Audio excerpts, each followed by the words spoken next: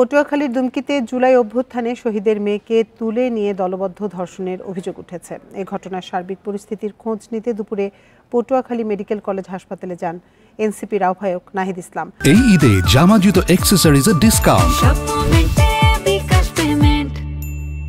সেখানে তিনি চিকিৎসাধীন ভুক্তভোগীর চিকিৎসার খোঁজ খবর নেন। পরে হাসপাতালের কনফারেন্স রুমে সাংবাদিকদের সাথে মত বিনিময় করেন নাহিদ ইসলাম।